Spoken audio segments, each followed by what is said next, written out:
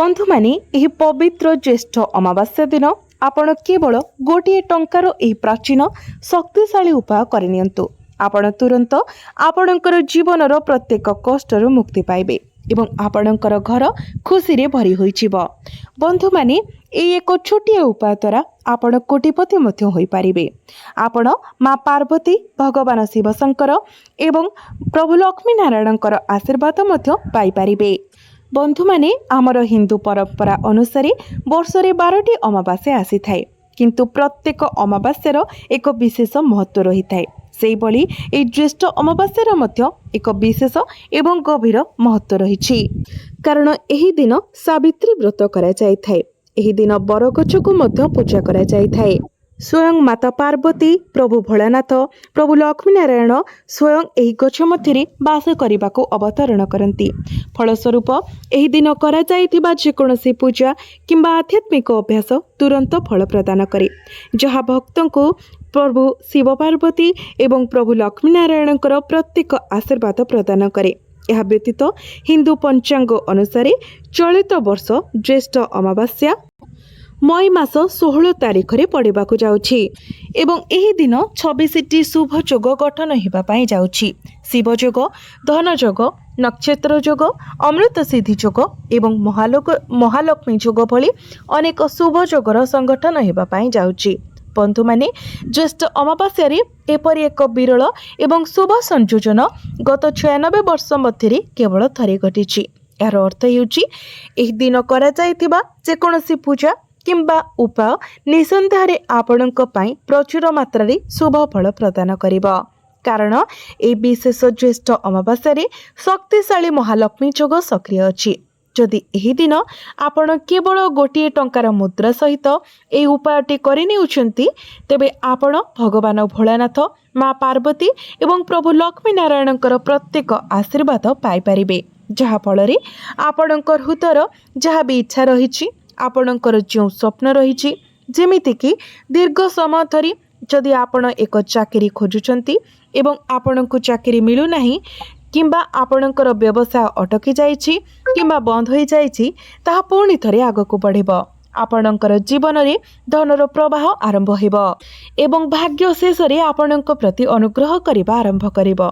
आपण आपणकर क्यारियर एवं व्यवसाय रे मध्य उल्लेखनीय प्रगति एवं अभिवृद्धि देखिबे। आपणकर जीवन रे अनेक रास्ता खोली जिवो, जहा माध्यम रे आपण धन अर्जन करिवे। आपणकर घर सुख समृद्धि रे भरी जिवो। आपण एक शिक्षित एवं ज्ञानी संतान सहित आशीर्वाद पाइबे।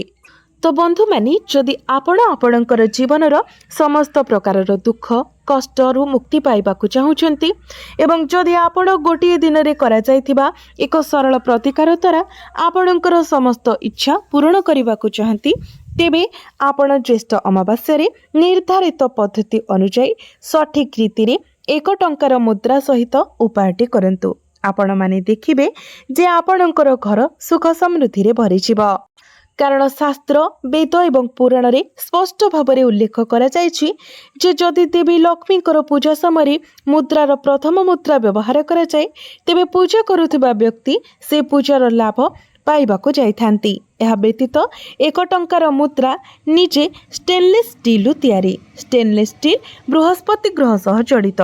जड़े व्यक्ति जीवन में तांकर भाग्य राहु एवं केतु समेत 9टी ग्रहर प्रभाव सह जड़ित।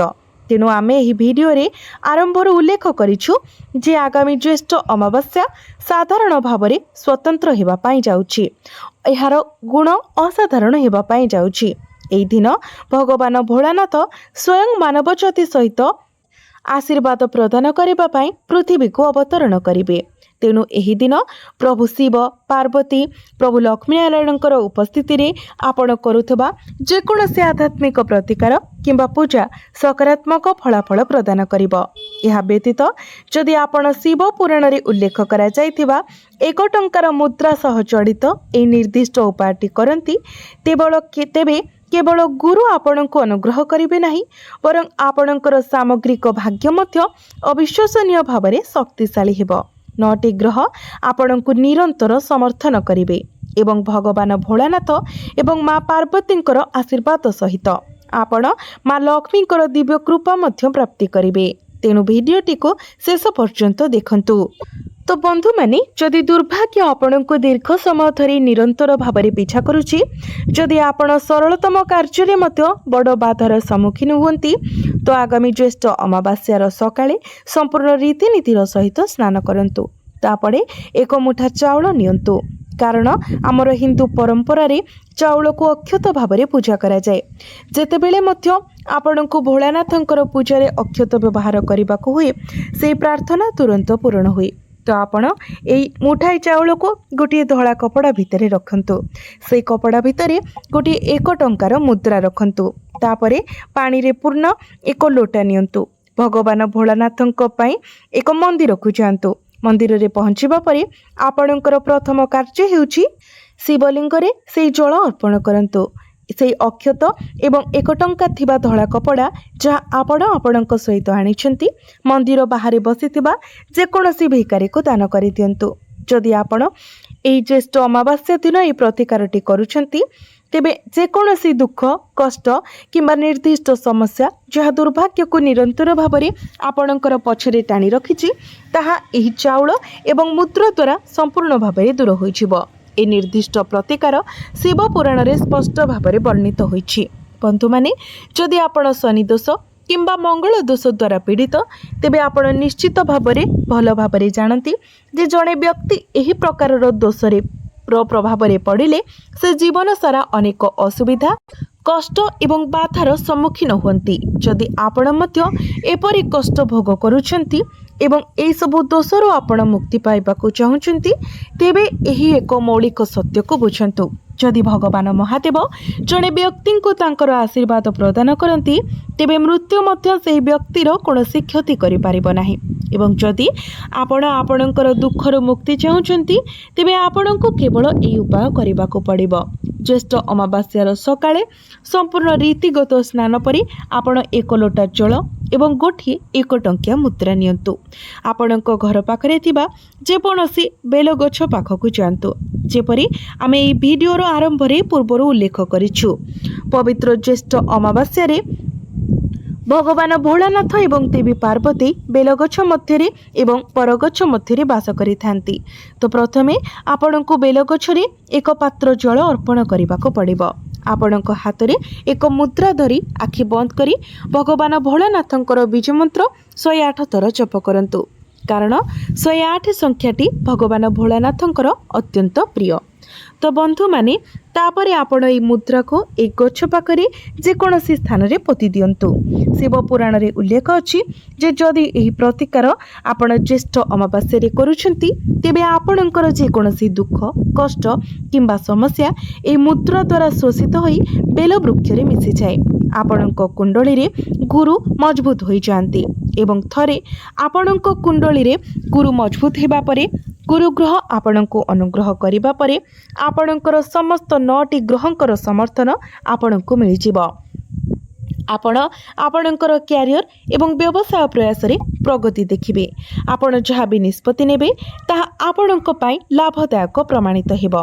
आपण राहु दोष शनि दोष एवं मंगल दोषरू तुरंत मुक्ति पाइबे, कारण एठारे आपण एककालीन भगवान भोलानाथ एवं देवी पार्वतींकर प्रत्येक आशीर्वाद प्राप्त करिबे।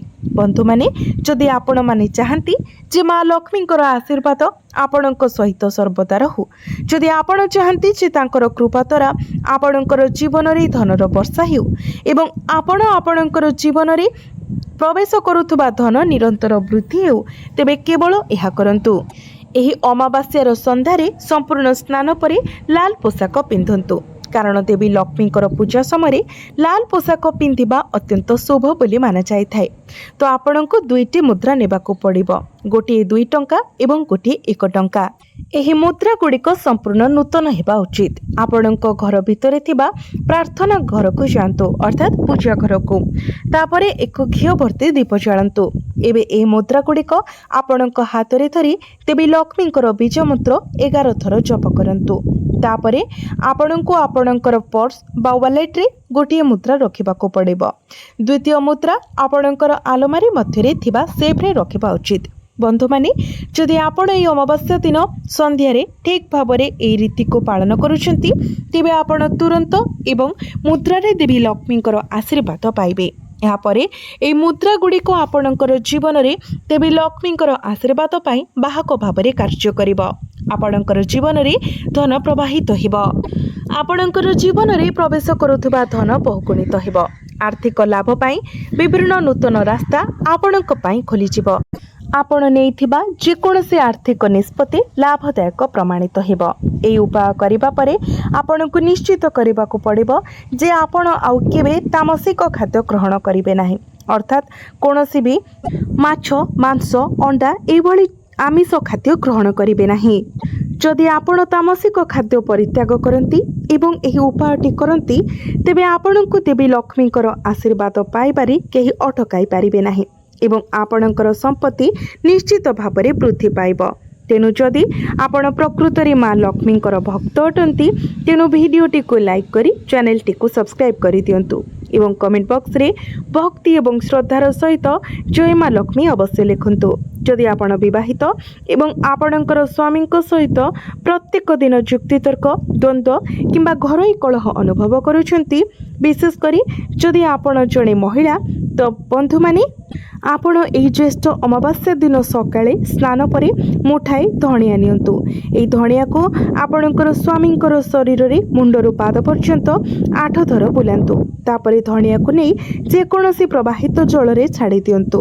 आपणकर एवं आपणकर स्वामी मध्य जेकोसी समस्या असुविधा किंबा जहाँ भी मनांतर मतांतर रही से सबू धनिया सहित पानी द्वारा दूर होइजिवो एवं आपणकर संपर्क रे मधुरता आसीब। आपणकर परस्पर प्रति भल पाइबा बढ़िब, परस्पर प्रति सम्मान बढ़िब एवं आपणकर वैवाहिक जीवन दाम्पत्य जीवन सुखमय साब्यस्त हेब।